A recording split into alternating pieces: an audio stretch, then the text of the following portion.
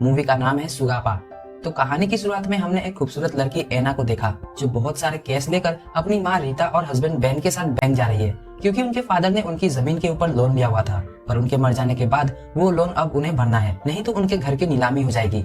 यही bank manager ने उन्हें समझाया कि उन्होंने आधे पैसे जमा किए हैं, इसलिए उनकी प्रॉपर्टी नीलामी के लिए जा रही है। अगर दूसरा कोई उनकी प्रॉपर्टी में पैसे नहीं लगाता तो उन्हें उनकी प्रॉपर्टी वापस मिल जाएगी। अब ये सुनकर उन तीनों के मन में एक डर बैठ गया, पर क्या करे, रूल इज रूल। तो बैंक का काम खत्म कर बेन ने एना को उसके होटल छोड़ा जहाँ वो एज ए केयर टेकर काम करती थी। फिर बेन अपनी फैक्ट्री में लौटा जहाँ उसके दोस्त ऑनलाइन बेटिंग में पैसे हार रहे थे। यही फैक्ट्री में हम बेन के बॉस से मिले, जिससे हमें पता चलता है कि बेन की जितनी भी सेविंग्स थी उसने एना को दे दिए थे ताकि वो अपना घर बचा सके। बेन की दरिया दिल से उसका बॉस भी काफी खुश था।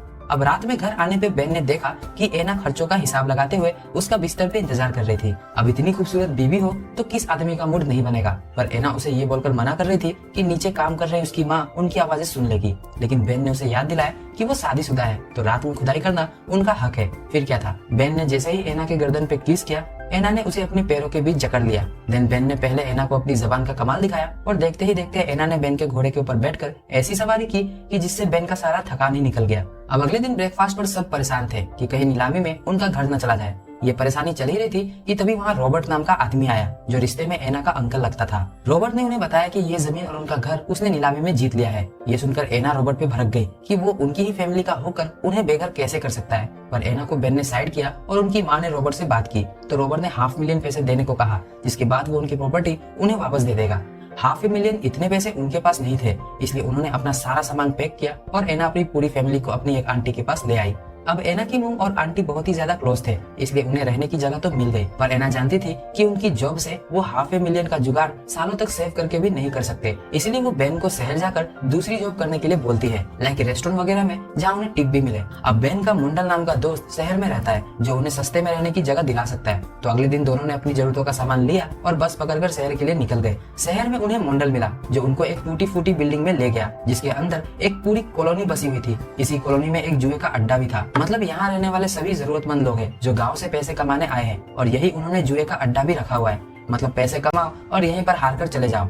खैर बैक टू द स्टोरी, दोनों को ज्यादा टाइम नहीं लगता यहाँ सेटल होने में और उन्हें मोंडल के साथ ही उसका घर शेयर करना होगा। अब अगले दिन ब्रेकफास्ट कर बेन मोंडल के साथ नौकरी की तलाश में जाने वाला था, इसलिए वो नहाने वॉशरूम में गया जहाँ पहले से सोनिया नाम की लड़की बिना डोर लुक किए ही नहा रही थी। बिना कपड़ों की लड़की को देखकर बेन की सुबह तो अच्छी हो गई थी, इसलिए जब मोंडल के साथ जॉब के बारे में पूछने वो रेस्टोरेंट में गया तो उसे वेटर का काम भी मिल गया, मतलब उसे अच्छी खासी टिप भी मिल जाएगी। इधर घर पे एना को उसकी माँ का कॉल आया, जिस दौरान उसने देखा कि मोंडल किसी बुजुर्ग आदमी को एक जवान लड़की से मिला रहा है। वैसे अभी तो ये बात एना को नॉर्मल लगती है, इसलिए वो इस पर ज्यादा ध्यान नहीं देती। उधर रेस्टोरेंट में बेन को अच्छी खासी टिप मिली तो वो खाने में कुछ चीजें ले आया और खाने पे एना ने बेन से डिस्कस किया कि वो भी कुछ दिनों में जॉब ढूंढ लेगी। इसी बीच बेन सोनिया से उसके ग्रोसरी स्टोर पे मिला जहाँ दोनों में दोस्ती भी हो गई। अगली सुबह मोंडल एना को लेकर एक क्लब में जॉब इंटरव्यू पर ले गया जहाँ के ओनर ने एना को जॉब पे नहीं रखा। पर जब वो दोनों उस क्लब से जा रहे थे तो मोंडल की मुलाकात सार्जे नाम के बिजनेसमैन से हुई। सार्जे की नजर जब एना पर पड़ी तो उसने मोंडल को उन दोनों को इंट्रोड्यूस करवाने को बोला और सार्जे ने एना को जॉब दिलवाने के बहाने उससे उसका नंबर भी ले लिया। उसी रात में जब एना सोने जा रही थी तो उसे सार्जे का कॉल आया, जिससे पता चला कि उसने क्लब में उसकी जॉब लगवा दी है। तो अगले दिन एना जॉब पे आई जहाँ सार्जे उसका वेट पहले से ही कर रहा था, क्योंकि आज एना का पहला दिन था। अब सार्जे की वजह से एना का बॉस और उसके कलीग उससे अच्छे से बात करते हैं। इसी बीच एना को फैमिली स्टार्ट करने का ख्याल आता है, पर पैसों की कमी से वो अभी फैमिली डिजर्व नहीं कर सकती। लेकिन एक अच्छे लंच के बाद जब मोंडल घर पे नहीं था तो दोनों ने वक्त का फायदा उठाया और बेन ने धीरे धीरे एना के पैरों के बीच जगह बनाई और बड़े ही प्यार से उसकी गुफा में खुदाई करने लगा। एना भी काफी दिनों बाद इस सफर पे निकली थी, तो वो भी इस सफर का आनंद पूरे जोर और शोर के साथ लेती है।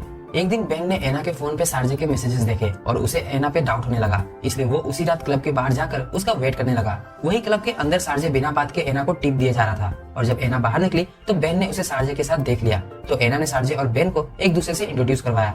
अब घर आके बेन एना से नाराज होकर उसे समझा रहा था कि सार्जे की उस पे बुरी नजर है, पर एना को ऐसा कुछ नहीं लगता। हालांकि वो फील तो करती थी कि सार्जे कुछ ज्यादा ही मेहरबान है उस पे और इस दुनिया में बिना अपने मतलब के कोई कुछ नहीं करता। पर एना बेन को समझा देती है कि उसे बस उसके घोड़े की सवारी करना पसंद है। इसी बीच सोनिया ने बेन को अपने सोशल मीडिया पर रिक्वेस्ट भेजा तो सोनिया की फोटो एना ने देख ली, पर एना ने उससे कोई क्रॉस क्वेश्चन नहीं किए। इधर रेस्टोरेंट में बेन को टिप्स मिलने कम हो गए थे, इसलिए उसने जुआ खेलने का सोचा और धीरे धीरे करके वो अपने सारे पैसे हार गया। सारे पैसे हारने के बाद वहाँ के बुकी ने उसे उधार में पैसे दिए ताकि वो और जुआ खेले। तो बेन ने उससे पैसे लिए, जिसके बाद उसने उधार वाले पैसे भी जुए में गवा दिए। उधर क्लब में एना के साथ एक कस्टमर ने बदतमीजी की, जिससे वो बहुत ही ज्यादा डर गई थी, पर क्लब के ऑनर ने उसे बचा लिया।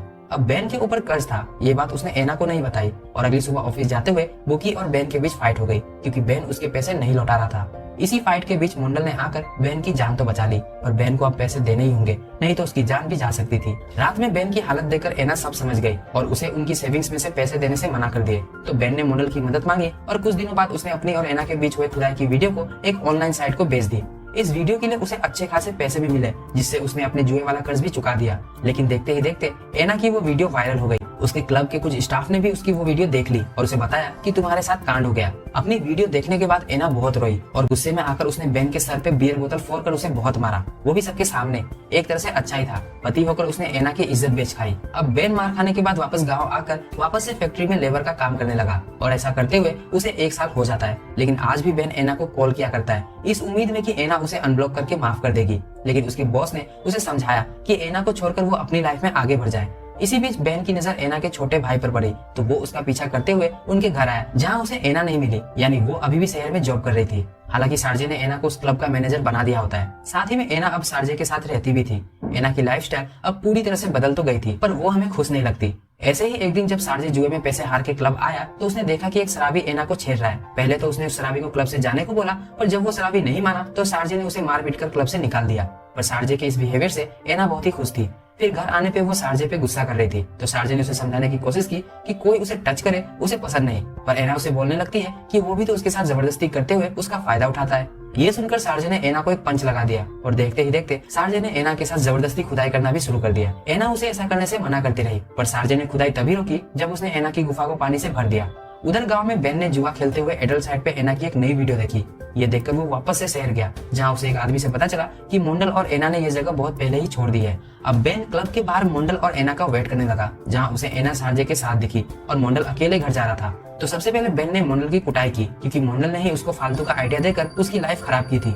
फिर बेन चोरी छुपे एना से होटल में मिला तो एना उसे वहां से जाने के लिए बोलती है और इतनी देर में सार्जे ने भी बेन को वहां देख लिया था। तो सार्जे ने उसे ड्रिंक पे इनवाइट किया पर बेन वहां से निकल गया। अब सार्जे को लगने लगा था कि एना ने बेन को उसकी मदद के लिए बुलाया है, तो घर आने पे सार्जे ने एना को बहुत मारा। वही ये सब बेन भी उनके घर की बाउंड्री के बाहर से देख रहा था। तो अगली रात बेन ने बाउंड्री पे लगे फेसेस को काट कर सार्जे के घर में एंट्री मार ली और जैसे तैसे करके वो एना से मिला, जिसकी हालत अब बहुत ही खराब थी। पर बेन उसे लेकर घर से भागने लगा, जिसमें उसे सार्जे के कई आदमियों का सामना भी करना पड़ा। उसने उनकी गन लेकर कई आदमियों को मारा, पर अब उनके पीछे खुद सार्जे लग गया था। लेकिन फिर बेन ने एना को सार्जे के घर से बाहर निकाल दिया, पर सार्जे ने बेन को बाउंड्री पे पकड़ लिया। इसी बीच बेन का पैर भी घायल हो गया था, तो एना ने उसकी मदद की तो सार्जे ने एना को ही अपने गिरफ्त में ले लिया।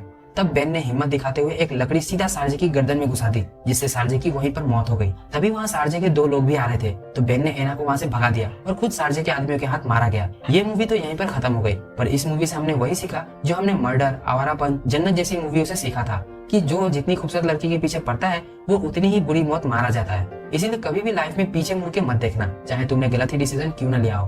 तो आज की कहानी में आपको कौन सा कैरेक्टर पसंद आया ये कमेंट करके जरूर बताना। इसी के साथ आज का वीडियो हम खत्म करते हैं। अगर आपको अच्छा लगा तो प्लीज इस वीडियो को लाइक और कमेंट जरूर कर दीजिएगा।